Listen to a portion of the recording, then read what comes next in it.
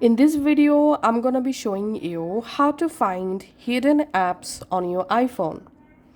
So first of all, let's hide some apps. So I'm long pressing the app, tapping on require Face ID, tapping on hide and require Face ID.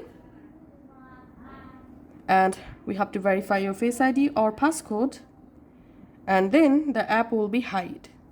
Now to find all of your hidden apps, go to your app library.